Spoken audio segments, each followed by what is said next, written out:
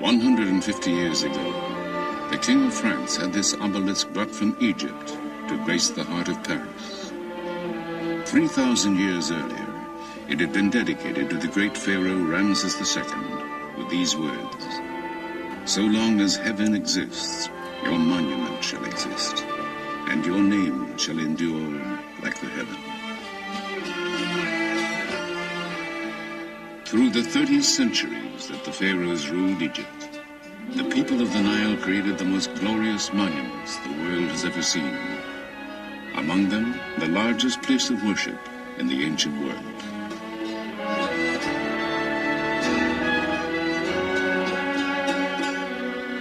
These miracles in stone were tributes to their gods and kings.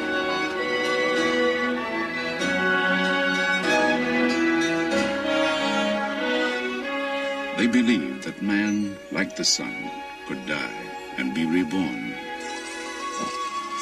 They constructed elaborate tombs to protect the body and house the soul throughout eternity.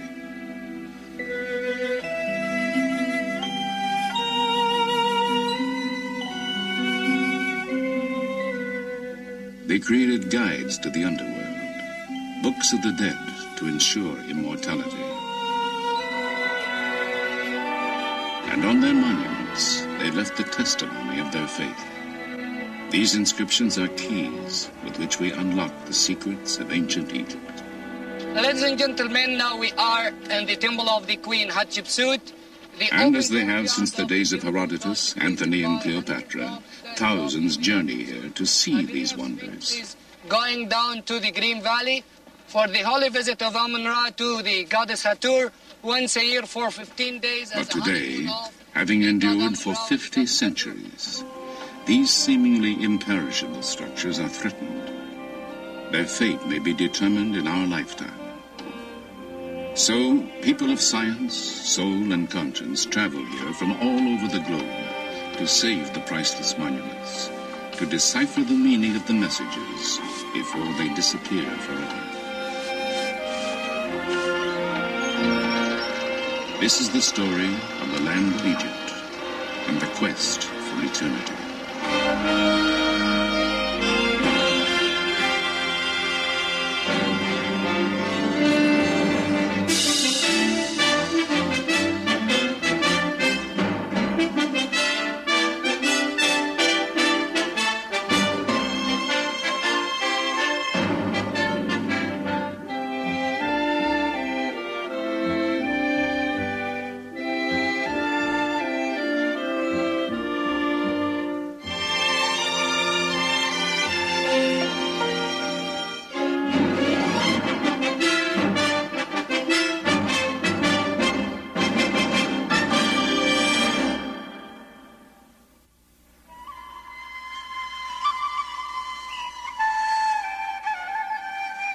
The Nile, flowing through the endless miles of Egypt's desert sands, its precious waters gave birth and breath to one of the greatest civilizations that has ever taken hold on our planet.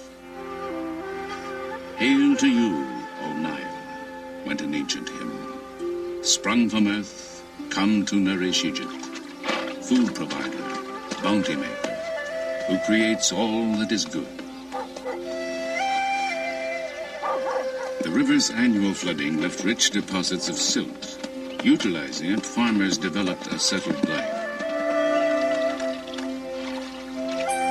Sustained by its abundant waters, the land and crops prospered.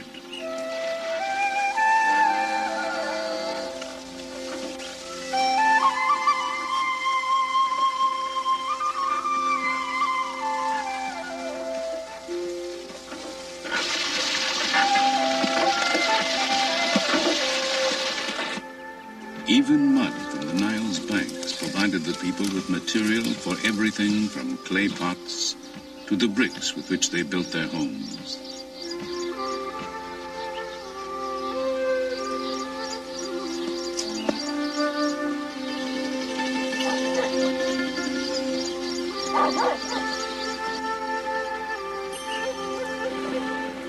The Nile itself was Egypt's highway. Boats sailed northward with the currents, and south with the prevailing winds.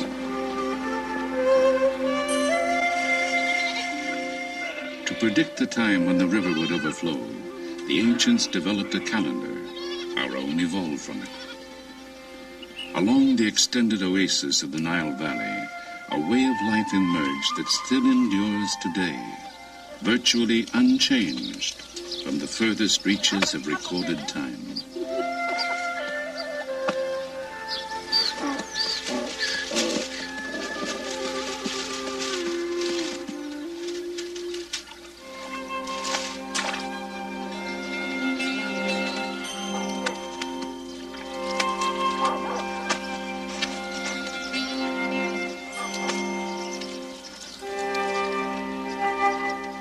And in the time of the Nile's annual flooding, when the farmers could not till their fields, they built the pyramids, tombs for their pharaohs.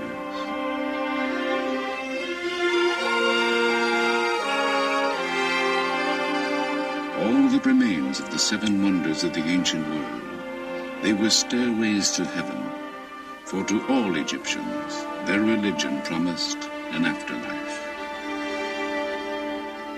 The largest monument ever constructed, the Great Pyramid, contains more than 2 million immense limestone blocks, each weighing over 2 tons. 100,000 men toiled for 20 years without wheel, horse, or iron tools to create it, that their pharaoh might join the sun god and live in eternity.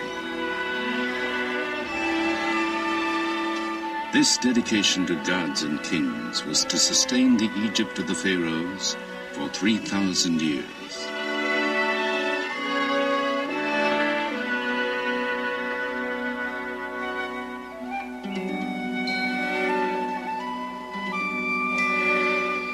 From the beginning, the Nile was the soul of the land. The lotus growing on the riverbanks symbolized the people of Upper Egypt. The papyrus, shimmering in the marshes of the delta, was the symbol of Lower Egypt. Immortalized on this tablet of slate, a king known as Narmer wears the high domed crown of Upper Egypt on one side, the low, curled crown of Lower Egypt on the other. It commemorates his unification of the two lands to create the nation of Egypt in 3100 BC. From that time, Egyptian kings would wear both crowns as rulers of the two kingdoms of Upper and Lower Egypt. The two lands have remained linked from Narmer's time to the present. Isolated from its neighbors, protected by mountains, desert, and sea, the Nile Valley was an ideal crucible in which a civilization could begin. Traces of those beginnings can be found in the city of Nekhen. The site, still populated today, holds evidence of habitation stretching back 6,000 years. Yeah, wait a minute twice now. There are some... Since 1967, Dr. Walter Fairservice of Vassar College and the American Museum of Natural History has been excavating here in his continuing search for the roots of civilization. It was here, just 90 years ago, that the Narmer tablet was discovered. It was here, 50 centuries before, that King Narmer established the capital of the newly unified nation.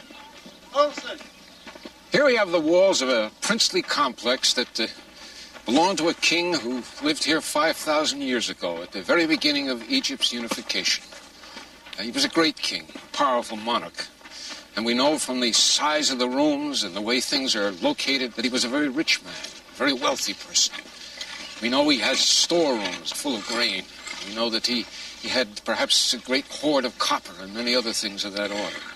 And yet, oddly enough, this powerful monarch, he left the place. He abandoned it. And that's part of the reason we're exploring this area, to find out why. Why at the very beginnings of Egypt's history do we have a place as important as this abandoned? Perhaps the secret still lies buried in these mud brick walls. Sifting through the debris of the centuries, the Fair Service team continues to piece together the history of the site.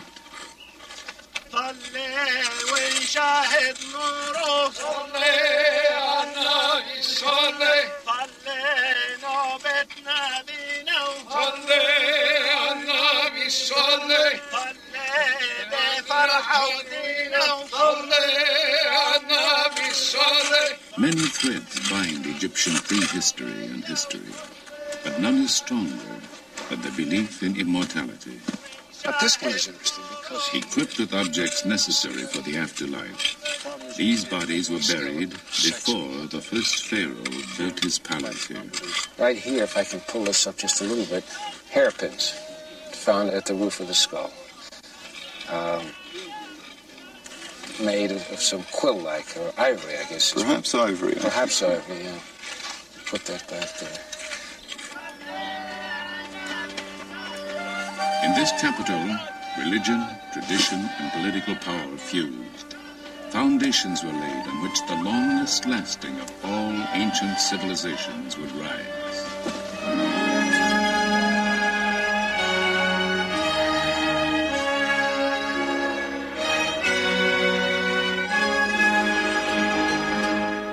2,000 years later, Egypt's religious capital was Thebes, one of the richest, most powerful cities on earth.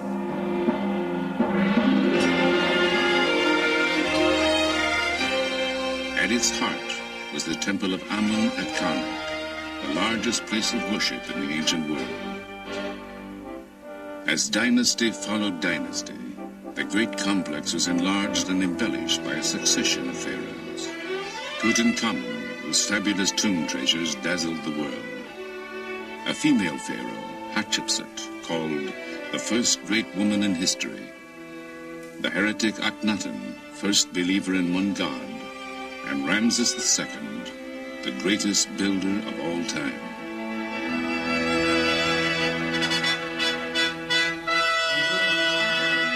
Called Ramses the Great, Pharaoh while Egypt's power and prosperity flourished, this warrior king was to rule for 67 years, bring peace to the empire, father nearly 200 children, and leave his mark on fully half the monuments in Egypt.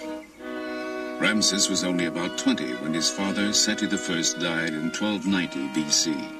Seti had ordered his funerary temple built at Abydos. One of Ramses' first acts as pharaoh was to travel there to complete it. To all Egyptians, this was the most sacred city on earth. Here, drawn by some mystical identification with Abydos and the long-dead pharaoh, an extraordinary woman known as Seti was to come 3,000 years later. With a group of fellow Egyptologists, she celebrates her 77th birthday. To you. Happy birthday, Seti. Happy birthday to you. Well, thank you very much. Not exactly. You certainly made it a happy birthday. Make a speech. Make a speech. Oh, how lovely. I am. I prayed it was a mass-produced one, but... Yeah. Never mind, that won't matter. My heart, my mother, my heart, my mother, my heart whereby I came into being. Do not stand up and witness against me at the judgment. I think that's the text that should be. You got it. Oh, thank you very much. To Seti at her 77th, on her way to 110. Thank you. Let us drink to our dear old friend Ramses II. Born Dorothy Eady in England, she says something called her here from the time she was a child. She came here 50 years ago, married an Egyptian, and had a son whom she named Seti. From then on, she was known as Seti, which means Mother at Seti. She has devoted the last 30 years of her life to the study of Seti I's temple and become an expert on him and Ramses II. Ramses tells that he came to Abydos alone, you see, in the first year of his reign after his father was dead. And he found that the decoration of this temple was incomplete. In the inscription he says that I ordered the work of my father to be completed, and all the works which my father had started and were still incomplete, I had them finished. And then he goes on as if he's speaking to the soul of his father, you see, and telling him that all that Seti had wanted to do and died before completing, and all his plans and ambitions, Ramses would complete it. And he said, so long as I am ruling, it will be as though you are still on the throne. He was a nice fellow, and he was a very good son. When Seti came here for the Egyptian Department of Antiquities, the temple was in ruins. Its reconstruction became her passion. They confronted me with a pile of fragments of inscribed stone. There were over 2,000. Some were very small, some were very big. My job was to copy the inscriptions on them, catalogue them, and where possible, fit them together.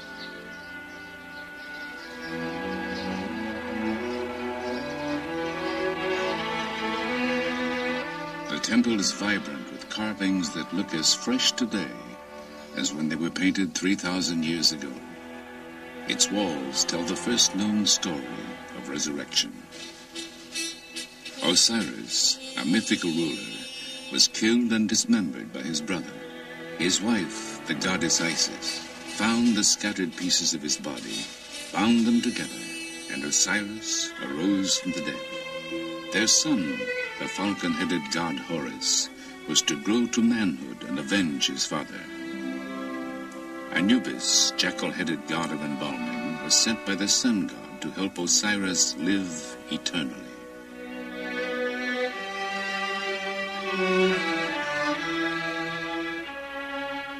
The Egyptians believed that because Osiris died and rose again, they too could achieve immortality.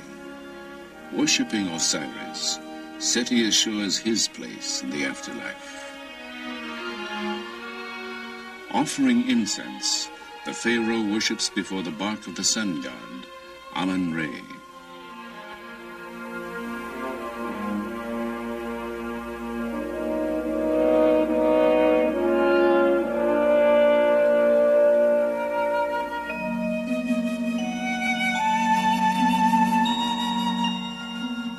Just as Seti offers bread, ducks, figs, and a pomegranate to Isis, Seti follows the ancient beliefs.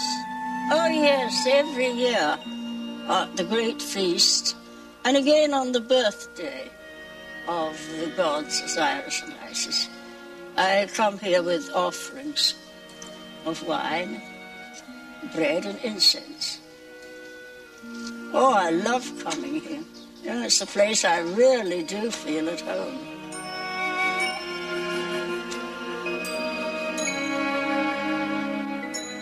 Three days after this filming was completed, Seti died. She was buried in Abydos, Egyptian city of resurrection.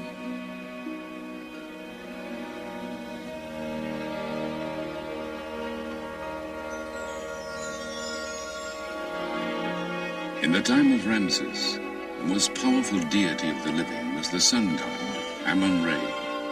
He was patron of the city of Thebes, located on the Nile between the first capital, Nekhen, and Abydos.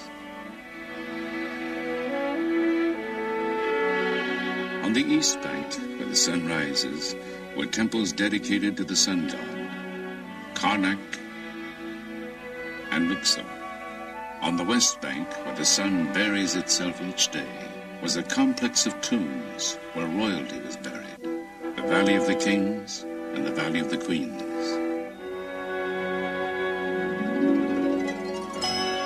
The Greek poet Homer was to immortalize Thebes as the city of 100 gates, where 400 heroes with their horses and chariots pass through each of these great gates.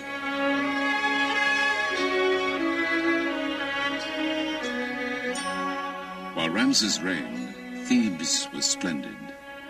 He ordered beautiful additions made to Luxor Temple, gigantic statues, obelisks, and courts dedicated to the glory of Amun-Re.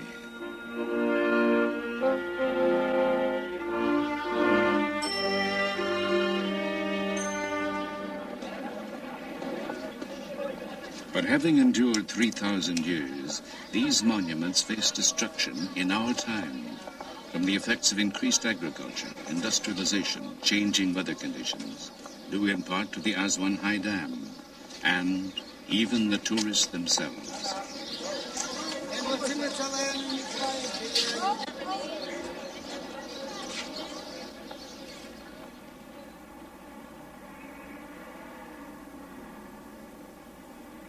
In 1924, in response to the impending crisis, the Oriental Institute at the University of Chicago established a permanent headquarters in Egypt.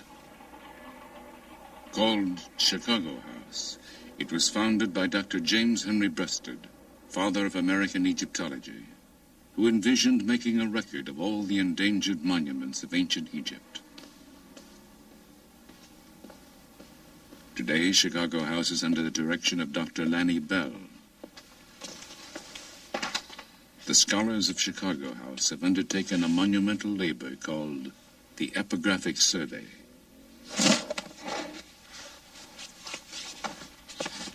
Over the past 50 years, the Oriental Institute has published an epic series of volumes containing the results of the survey.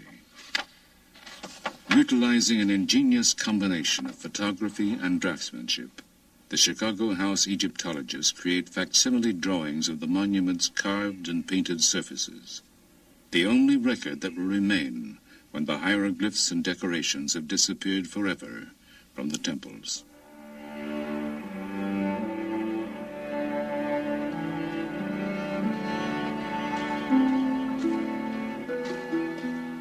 As Pharaoh succeeded Pharaoh, it was common practice for him to alter temples, taking credit for the work of their predecessors. By interpreting successive decorations, the Chicago House team is decoding the history of Luxor Temple. صباح الخير. صباح الخير بالليل. ازيكم؟ دكتور. كويسين؟ الحمد لله. سلامات. As the glory of pharaonic Egypt faded, people built houses inside the temple. Their debris buried much of it for 2,000 years. When excavation started 100 years ago, the stone walls were suddenly exposed to the air. Since then, salts leaching out of the stone combine with moisture in the air, creating crystals that slough off, taking the images with them. The salt on the walls makes our work urgent. The reliefs are being dissolved, so that within a period of 200 years, the temple will still stand, but all of the decorated surface will have flaked off. When they are gone, we want there to be a record as accurate as humanly possible of the decoration, so that scholars will be able to consult our drawings and be sure that the reliability is such that any questions they have about the decoration will be answered in our volumes.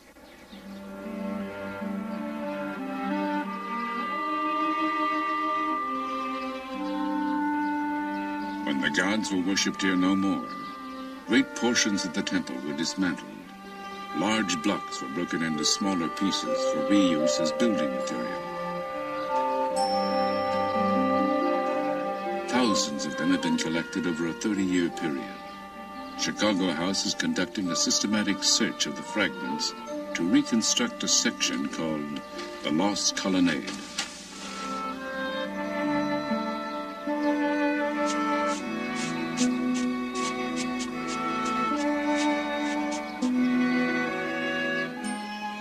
Finding a fragment that may fit, artist Ray Johnson makes notations, and the block is carefully photographed.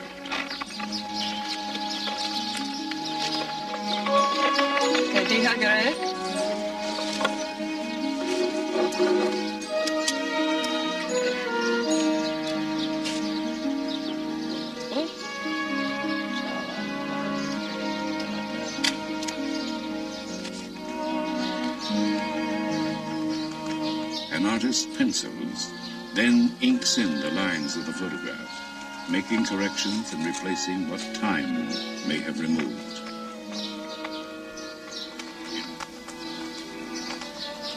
Then the artist fits the photograph into his rendering of the wall. Only the areas within the inked lines have actually been found. But from the salvaged fragments, it is sometimes possible to reconstruct the entire design created by the original artist 3,000 years ago.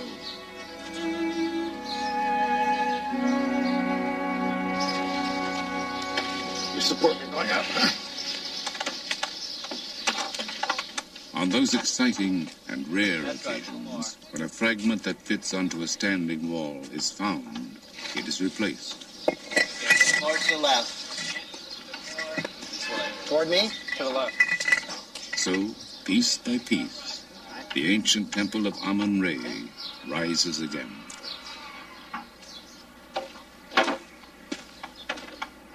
The investigations at Chicago House have revealed that the colonnade of Luxor Temple is the major standing monument of Tutankhamun.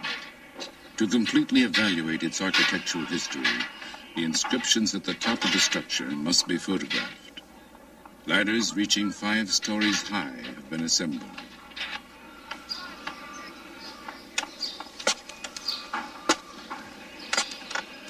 This is the first time in 50 years that anyone has attempted the ascent.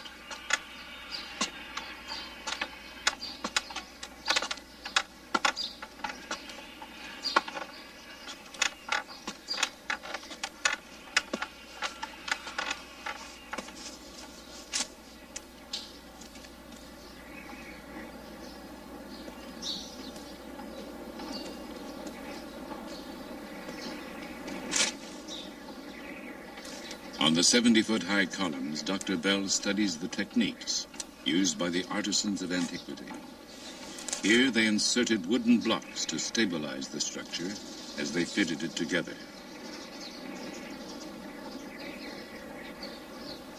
A roof once covered the colonnade, but it fell or was removed sometime before 1600 AD. Fragments of it found on the temple floor have been identified.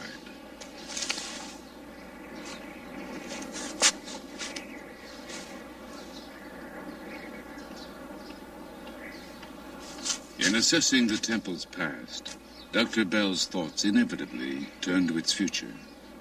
Paradoxically, the vibrations caused by the endless footsteps of the tourists who visit each year, even the carbon dioxide they exhale, are eroding the irreplaceable treasures they come to enjoy.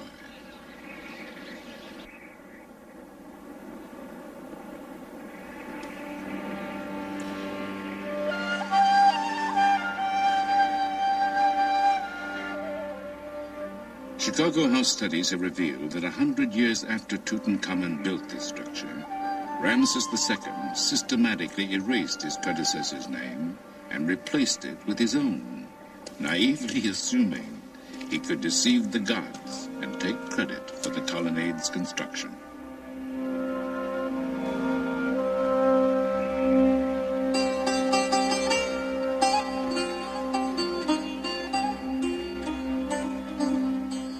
But Ramses also added to the majesty of Luxor Temple. He built a massive entrance, the horizon from which the sun god goes forth. From reliefs we can reconstruct a dazzling annual festival, the Feast of Opet.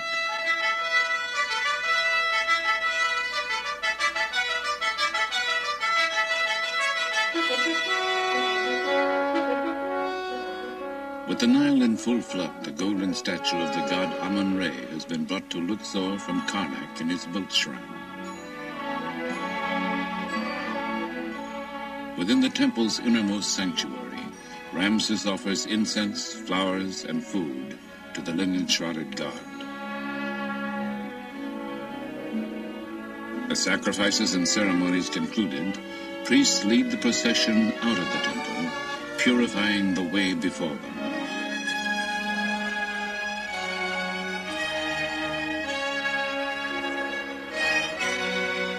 Thousands of citizens crowd the waterfront to see musicians, Nubian dancers, soldiers, and priestesses accompany the procession along the Nile.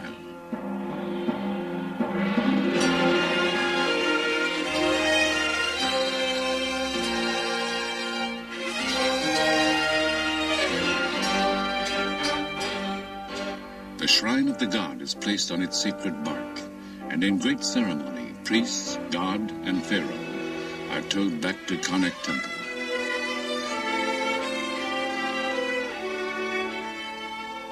Ramses' favorite queen, Nefertari, and the royal princesses greet the procession as it arrives. Concluding nearly a month of worship and revelry, the royal couple enters the great temple of Amun at Karnak.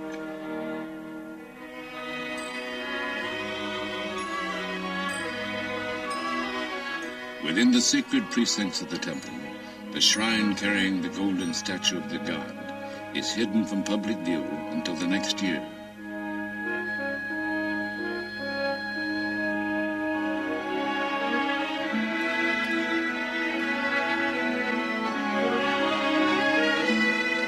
Symbolically renewed and reborn, the divine King Ramses advances toward the innermost reaches of the temple, where no common mortals are allowed to venture. Begun by his father, Seti I, this awesome hall was completed by Ramses. A soaring forest of stone, it is created of 134 pillars, some of them 80 feet high.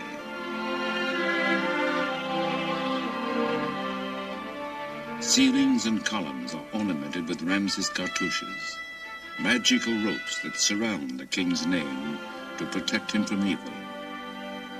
In the hieroglyphs of his name is the message, "It is Re, the sun god, who bore him." From the sun god, the pharaohs drew their right to rule, their divinity, their legitimacy, and crowns. So they constructed this mighty city of God. 100 pharaohs enlarged and embellished it over a period of 2,000 years, a creation that did not cease until the Christian era, that has resumed as modern archaeologists restore this timeless testimony of faith.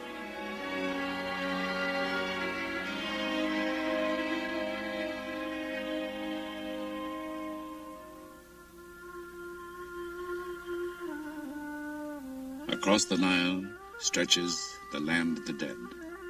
Here, in mystical imitation of the setting sun, the bodies of the deceased were laid to rest, that they might rise again as the sun did each day.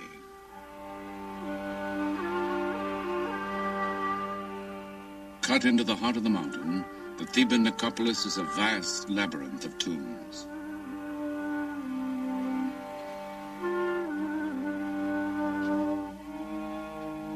Here, Ramses' architects built his splendid mortuary temple, the Ramesseum.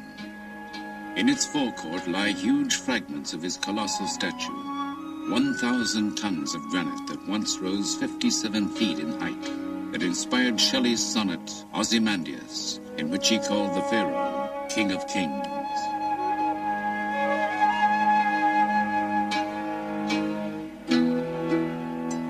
When Ramses died in 1224 BC, the Ramesseum was magnificent. Here, the magic of his name and images would keep him alive forever. This was but a stopping point for the dead king and his funeral procession, a sacred place where offerings would be made to him from this day throughout all time.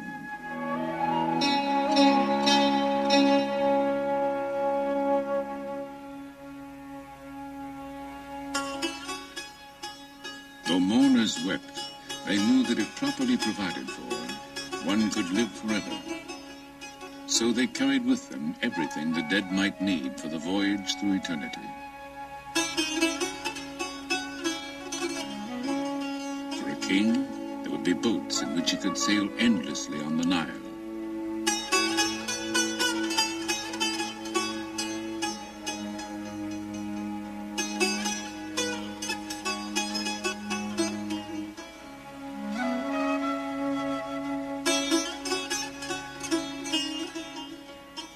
And a throne from which he could continue to reign.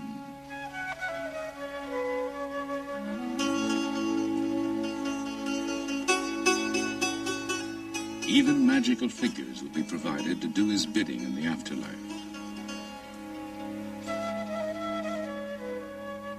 In their tomb paintings, the people of the Nile depicted the hereafter as a pleasant extension of their earthly lives, a place where they could amuse themselves hunting ducks, where rich crops would sustain them.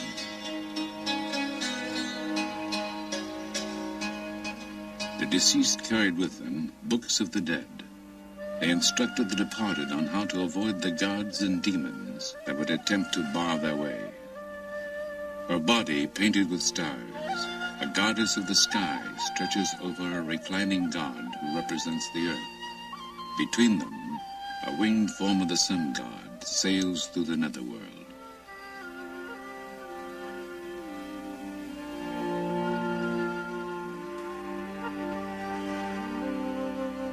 The divine ibis-headed scribe Thoth makes notes as the deeds of the deceased are weighed on the scale of justice.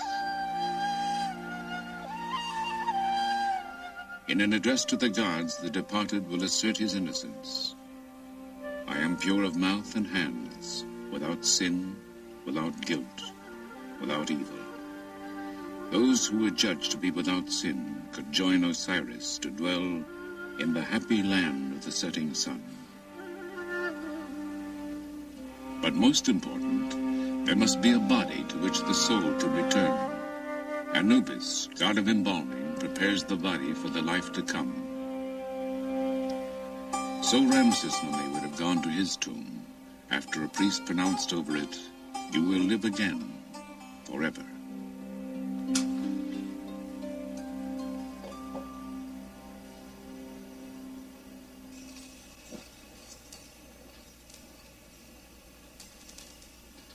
The tomb of Ramses II.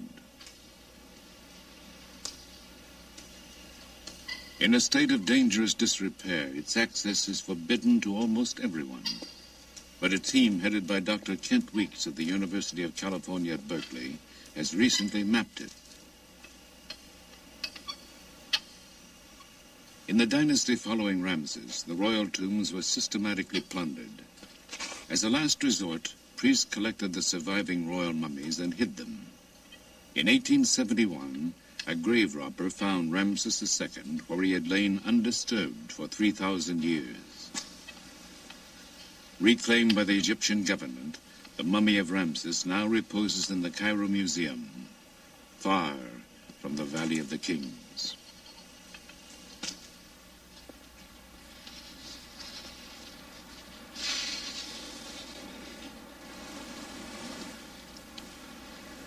This is the West Valley. It's part of the ancient necropolis of Thebes, about 9 square miles of some of the most important archaeological monuments anywhere in the world.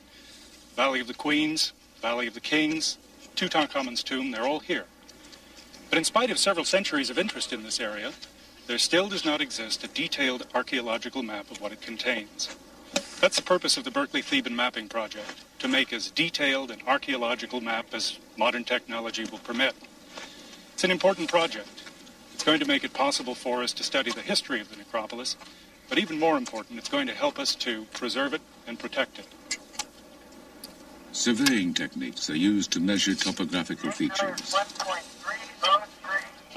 Thank you.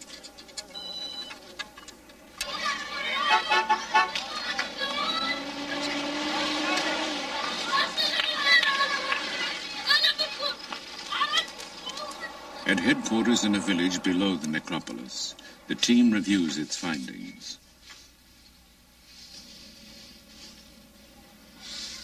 Okay. Can you see Q2 there above the temple at Deir Medina? Aerial photographs are used to plan tomb mapping for the next day in the Valley of the Queens. Right above the temple. Yeah, right there. Okay, that's the first point we'll occupy tomorrow morning. When surface measurements are combined with plans of the tombs, they will create new and revolutionary three-dimensional maps.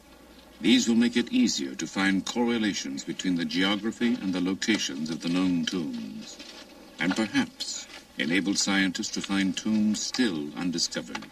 Let's drop everything here, Dave, and then we can send it on down. don't you and Johnny go on down? We'll start passing stuff to you. Dave, why don't you choose what we have to take down, and we'll leave the rest up here. All right. I'll get the lantern. Not you.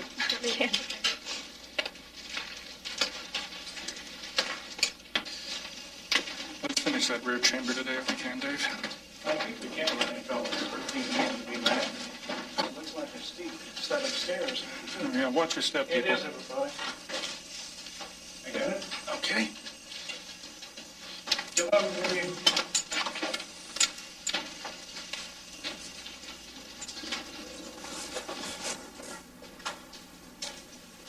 Standard surveying techniques are used to obtain the dimensions of each chamber. Every archaeological detail will be drawn and recorded.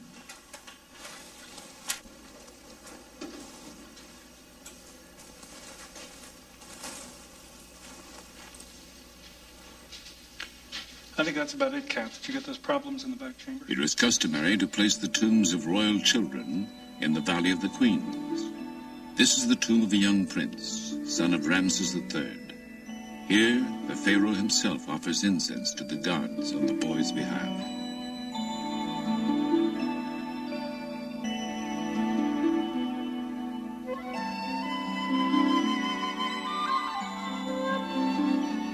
In these touching scenes, the pharaoh leads his 9-year-old son into the presence of the divinities of the underworld. Carrying the feather of truth, the boy obediently follows his father.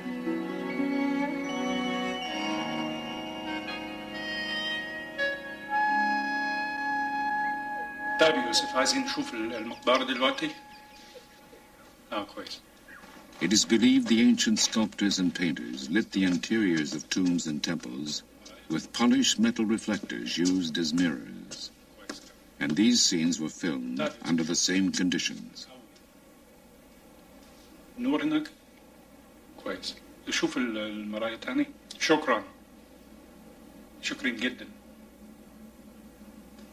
This is the tomb of Nefertari. Though Ramses had at least 4 royal wives, she remained his favorite. Due to humidity caused by increased irrigation in nearby farmland, the exquisite murals of her tomb are flaking off.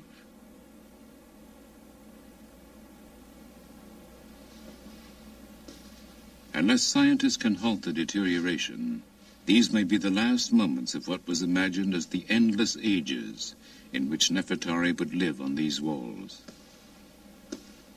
This was the woman with whom Ramses believed he would go through eternity, to whom these words were written. The princess, rich in grace, lady of affection, sweet with love, mistress of the 2 lands, songstress of the beautiful countenance, greatest in the harem of the lord of the palace. All that you say will be done for you. Everything beautiful according to your wish.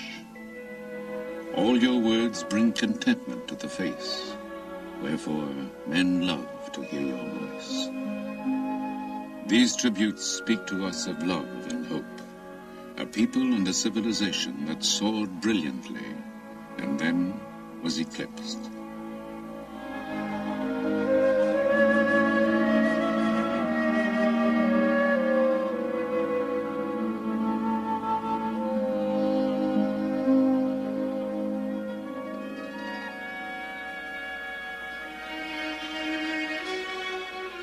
Here at the Temple of Isis, built on an island in the Nile, the religion of ancient Egypt had its last stronghold.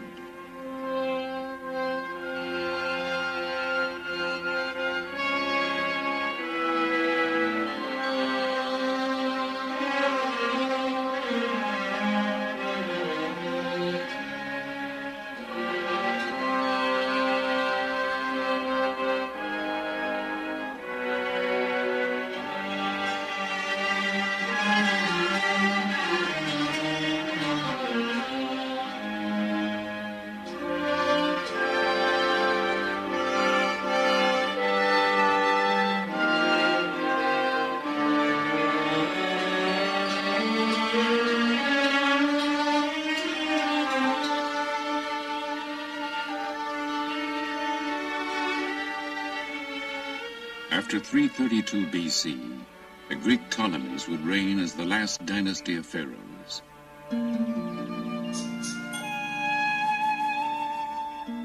Embracing the Egyptian religion, they built this temple dedicated to the worship of Isis, divine symbol of motherhood, her husband Osiris, and their son Horus.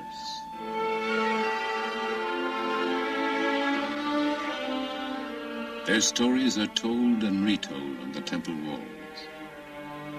But the story of another holy family was to sweep over Egypt. The carvings, now considered pagan, were chiseled away. Christianity became the state religion, and in the 6th century, this temple became a Christian church.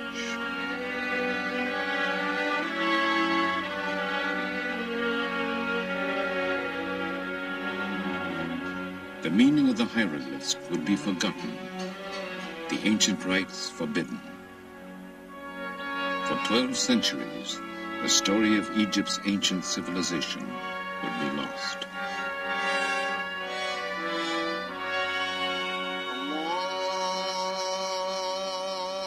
In 640, Islam and the teachings of Muhammad swept over the country.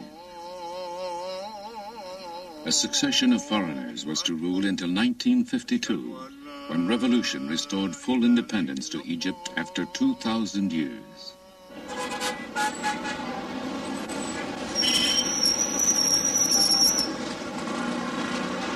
Cairo is the African continent's largest city. Vexed by 20th century problems of explosive growth, pollution, economic and political difficulties, Cairo, like Egypt itself, survives through the resilience, humor, and vigor of its people.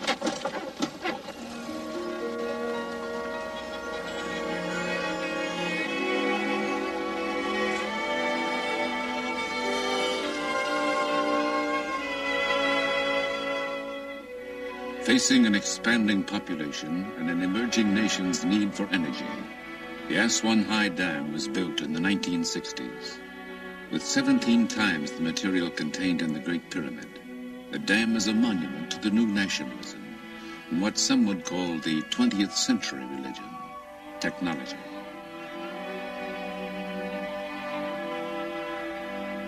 Behind the dam, Nubia was flooded. Much of this ancient land disappeared beneath the rising waters of the Nile. And at Abu Simbel, a magnificent temple hewn from a sandstone monolith, the newly forming lake licked at the feet of these colossal images of Ramses II. A concerned world realized that the temple would soon be engulfed. How could it, and the temple of Nefertari, which flanked it, be saved? At the 11th hour, with funding from Egypt, the United States, and UNESCO, an international team swung into action, racing the rising Nile. Slab by slab, in cuts no more than 1/4 of an inch thick, the temple was dismantled. The work continued night and day as workmen cut 190 feet down through the cliff.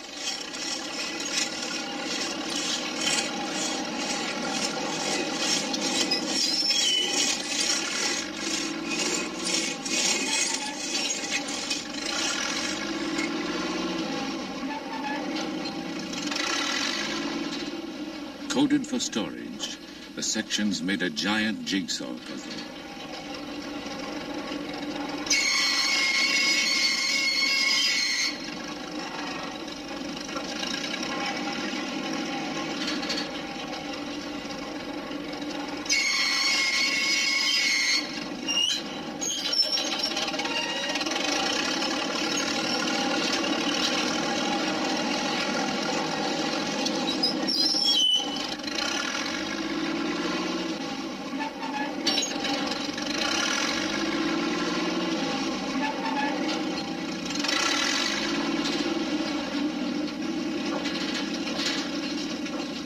Moved up 200 feet beyond the reach of the Nile, the temple was reassembled.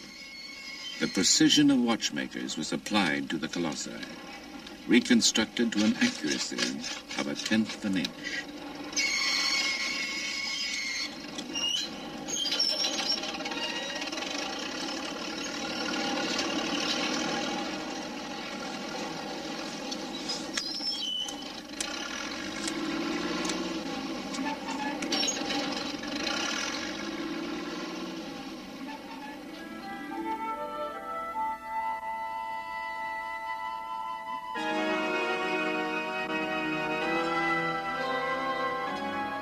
Ramses' temple was designed by ancient priest astronomers so that the sun would penetrate deep within to bless a figure of the pharaoh on the jubilee that celebrated 30 years of his reign.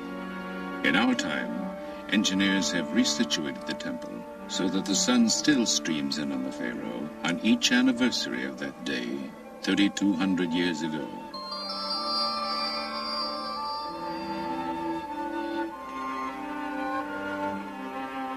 Gilding the statue of the king seated among the gods, the sun god Re bathes the figures in sacred light.